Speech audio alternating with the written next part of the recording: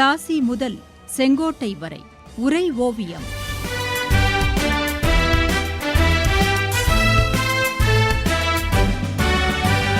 சும்மாவா வந்தது சுதந்திரம் என்பது, சும்மாவா வந்தது. தாயே, சுதேசி இயக்கம் நாட்டின் சுதந்திர போராட்டத்தில் முக்கிய பங்கு வகித்தது என்று படித்திருக்கிறேன். அது எந்த விதமான பின்னணியில் தொடங்கப்பட்டது? மகனே, 1905 கர்சனால் நிகழ்ந்த வங்கப் பிரிவினை குறித்து குறிப்பிட்டேன் அல்லவா? அதுதான் சுதேசி இயக்கத்துக்கு முதற் புள்ளி வைத்தது. வங்காள ராஜதானி பரப்பளவில் பெரிதாக இருந்தது. வங்காளம், ஒரிசா, பீகார், சோட்டா நாகபுரி ஆகிய பகுதிகள் அதில் இருந்தன.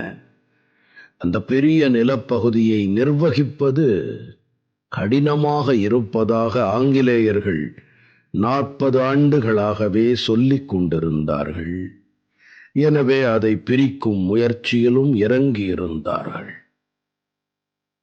கர்சன் வைஸ்ராயாக வந்த பின்னர் மற்ற நடவடிக்கைகளுடன் சேர்த்து வங்கத்தை துண்டாக்கும் முயற்சியிலும் தீவிரமாக இறங்கினான். 1905 தனது வங்க பிரிவினை திட்டத்தை வெளியிட்டான். வங்க ராஜதானி பரப்பளவில் பெரிது, நிர்வாகிக்க கடினம் என்பதெல்லாம் ஒரு சாக்கு போக்குத்தான். ஆனால் பிரிட்டிஷாருக்கு இருந்த முதன்மையான உள்நோக்கம் வங்கத்தில் இருந்த இந்திய தேசிய உணர்ச்சி எனும் விருட்சத்தை வெட்டிவிட வேண்டும் என்பதுதான்.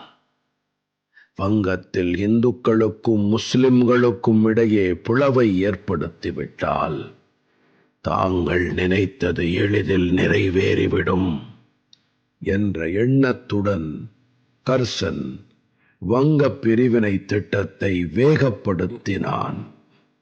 தனது மத ரீதியான பிரிவினை திட்டத்துக்கு ஆதரவு தேடும் விதமாக 1904 கிழக்கு வங்காளத்துக்கு பயணம் செய்தான் கர்சன். அப்போது அங்கிருந்த முஸ்லிம்களுக்கு சலுகைகளை அள்ளி வழங்கினான்.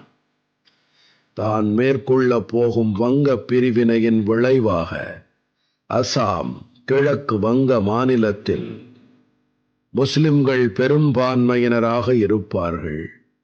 அதன் தலைநகரான டாக்கா முஸ்லிம்களின் கட்டுப்பாட்டில் இருக்கும். தனி மாநிலத்தில் முஸ்லிம்கள் தங்களது மதத்தையும் பண்பாட்டையும் சிதையாமல் பார்த்து கொள்ள முடியும், பாதுகாத்து கொள்ள முடியும். முகலாய மன்னர்களின் ஆட்சியில் அனுபவித்த உரிமைகளையும் சலுகைகளையும் முஸ்லிம்கள் மீண்டும் பெறலாம். முக்கியமாக மேற்கு வங்க இந்துக்களின் ஆதிக்கத்தில் இருந்து நிரந்தரமாக விடுதலை அடையலாம்.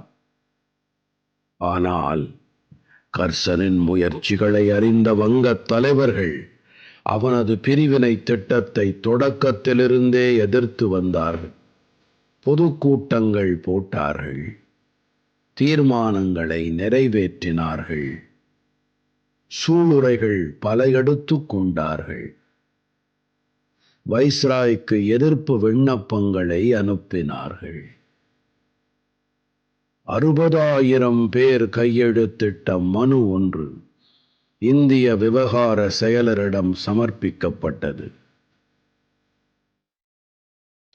அந்த மனுவில் செயலர் உடனடியாக தலையிட்டு பிரிவினை திட்டத்தை தடுத்து நிறுத்த வேண்டும் என்று கேட்டுக்கொள்ளப்பட்டான். வங்கத்தை துண்டாடுவதற்கு எதிராக பத்திரிகைகள் குரல் கொடுத்தன. ஆனால் கர்சனின் உள்நோக்கத்துடன் கூடிய பிடிவாதத்தின் முன்னே எல்லா முயற்சிகளும் தோற்றுப் போயின.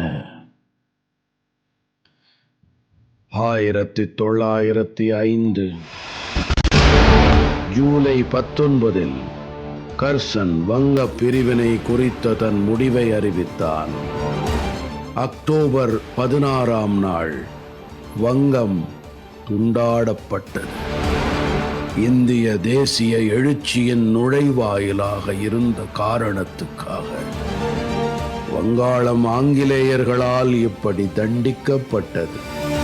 பிரிட்டிஷார் பிரித்தாளும் கொள்கையில் கைதேர்ந்தவர்கள் என்பதன் இன்னும் ஒரு முதல் தர உதாரணமாக வங்கப் பிரிவினை தெளிவாக பதிவு செய்தது. வங்காளம் பிரிக்கப்பட்ட அந்த அக்டோபர் 16ஆம் நாள் தேசிய துக்க தினமாக கடைபிடிக்கப்பட்டது. மக்கள் உண்ணாவிரதம் இருந்தார்கள்.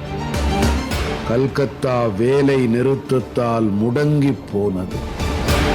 அன்றைய தினம் மக்கள் பாடுவதற்காகவே ரவீந்திரநாத் தாகூர் ஒரு பாடலை இயற்றியிருந்தான். আমার সোনার বাংলা, আমি তোমায় ভালোবাসি, চিরদিন তোমার আকাশ, চিরদিন তোমার আকাশ, তোমার বাতাস আমার প্রাণে. அந்த பாடலை வீதிகளில் கூடி மக்கள் பெருங்குரல் எடுத்து பாடினார்கள். ஆண்களும் பெண்களும் கைகளில் ரக்ஷாபந்தன் கட்டிக்கொண்டார்கள். ஊர்வலமாகச் சென்ற அவர்கள் பங்கிம் சந்திரர் கொடுத்த வந்தே மாதரம் பாடலை பாடியபடியே சென்றார்கள். வந்தே மாதரம், வந்தே மாதரம், வந்தே மாதரம். வெறும் எதிர்ப்பு நடவடிக்கைகளுடன் அவர்கள் நின்றுவிடவில்லை. நேரடி நடவடிக்கையில் களம் இறங்கினார்கள். அதன் விளைவு சுதேசி இயக்கம் அங்கே பிறந்தது.